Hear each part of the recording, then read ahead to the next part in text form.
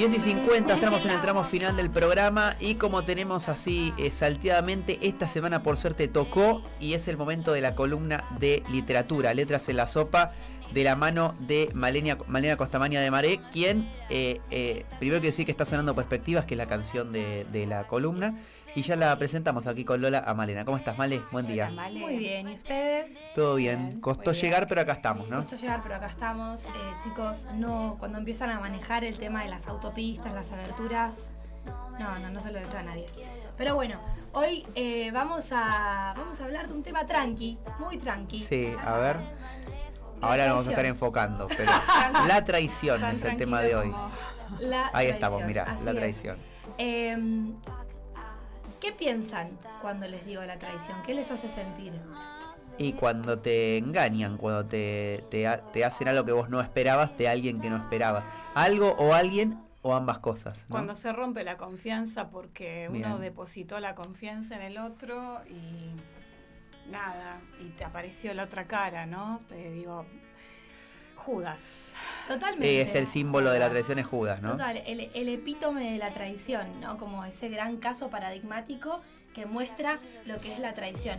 Vamos a hablar de la traición. Es lo acomodaticio, ¿no? También. Claro. Que me acomodo a...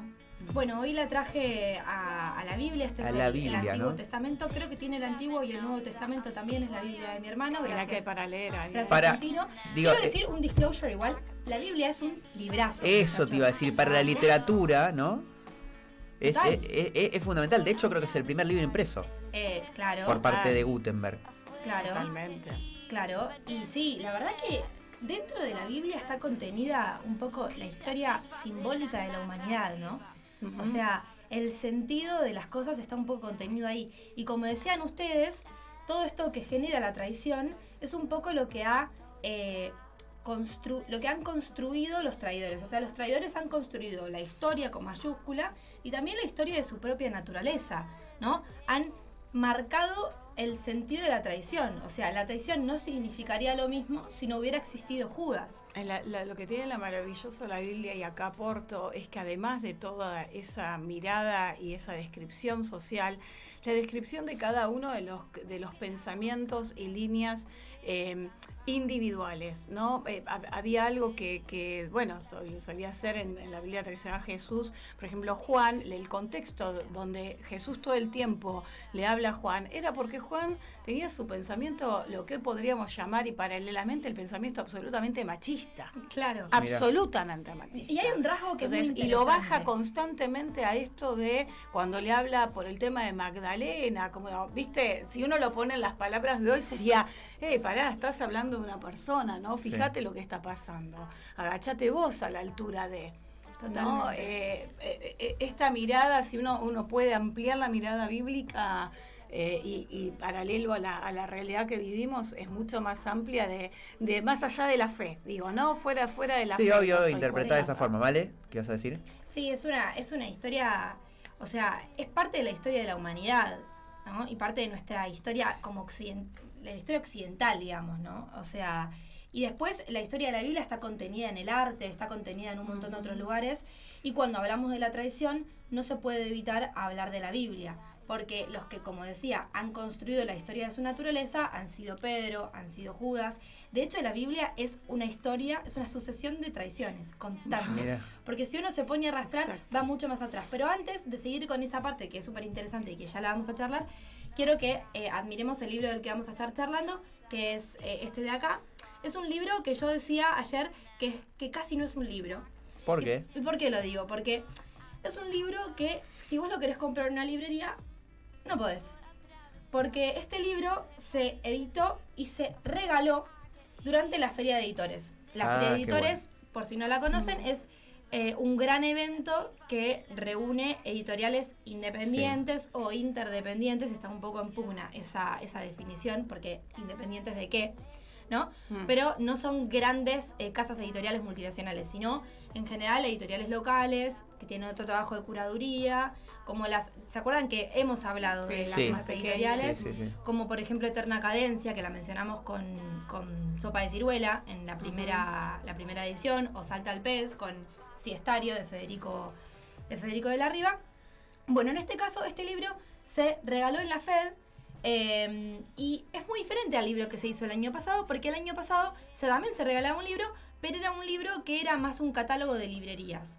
Este año se regaló este libro, que es una antología a través de la temática de la tradición. O sea, hay un montón de autores convocados a través de la temática de la tradición. Autores todos y autoras consagradas. O sea, estamos hablando de traductores, periodistas, escritoras. Tenemos a Bettina González, tenemos a Javier Sinay, tenemos a Nicolás Artusi. Vamos a hablar mucho de ellos. No vamos a poder tocar todos Javier porque Sinay. son un montón. Pero realmente es una antología increíble porque además no solo... Lo interesante de este libro es que no solo tiene ensayo, ¿no? Que podemos pensar que es el género más común o que más se nos viene a la cabeza cuando pensamos que vamos a hablar de la tradición, sino que tiene ficción también. Uh-huh. Tiene cuentos que están atravesados por la temática de la tradición.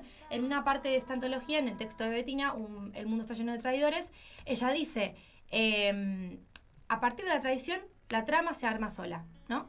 Porque tenemos un triángulo que ella menciona en su texto, que es lo entregado, el ofendido y el entregador, ¿no?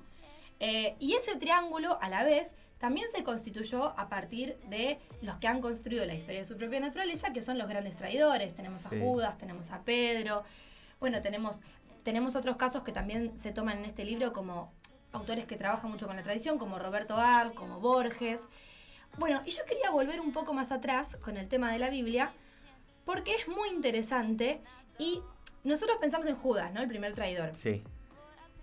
Fíjate cómo lo salió al toque el nombre a Lola. Al toque. Porque está en nuestro imaginario. Sí, Mismo ustedes lo dijeron apenas arrancamos, esta sensación que se generaba.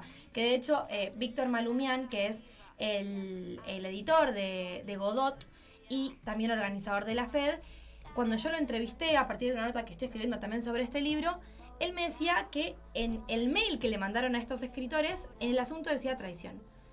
Y la respuesta siempre era, uy, qué miedo que te llegue un mail con la palabra, con el asunto traición, ¿no? Sí. Y después, bueno, los autores en general aceptaban, y las autoras.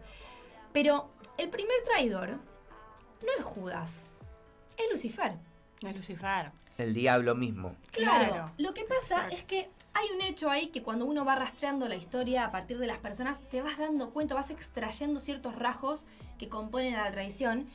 Y el tema es que, y esto es una interpretación también, esto no es algo que exactamente se diga en el libro, sí se trata mucho el tema, pero cuando yo seguí investigando, volví a verlo. La diferencia que tiene Lucifer, recordemos que Lucifer tuvo el primero de los pecados capitales, que es la soberbia, ¿no? Uh-huh. Él empieza a querer reemplazar a Dios, ¿no? Dios crea a sus ángeles, en el Génesis aparece que los primeros días crea a los arcángeles, los puebla al cielo, digamos, que de hecho Lucifer quiere decir la luz brillante, y a Lucifer se lo identifica con Venus. Sí. Es muy interesante también si vamos bien atrás y nos fijamos en la historia humana de mirar el cielo, ¿no? Digamos, cómo llegaron a ese nombre. Es Lightbringer, es el traidor de la luz, también se le dice a Lucifer. Dicen que era el ángel más hermoso de todos y que se le dio vuelta, ¿no? Que quiso tomar el lugar de Dios. Y Dios, y además arma todo un ejército de ángeles. Igual en esa historia no me voy a meter tanto porque es muy compleja, pero bueno, arma todo un ejército de ángeles y la cuestión es que Dios lo castiga con la caída, ¿no? Hace que caiga al mundo, digamos, lo condena a la caída inevitable, y después es Lucifer el que en el Evangelio según Mateo, que esto es súper interesante porque quienes no lo sabían, hay muchos evangelios, hay 4 en verdad, Juan, Mateo, bueno, Lucas y Marcos. Exactamente, y bueno, eso es interesante porque también son perspectivas, entonces en la historia y en los debates bíblicos que se dan, en general, viste, es como que hay fuentes, ¿no? Como si fueran diferentes fuentes. Y bueno, en el Evangelio de Mateo lo que él dice es que era Satanás el que le susurró al oído a Judas que tenía que actuar. Mirá. Y esto Nicolás Artusi lo habla en el primero de los textos, que por cierto es uno de mis preferidos. Y él dice, él habla de que en realidad, claro, cuando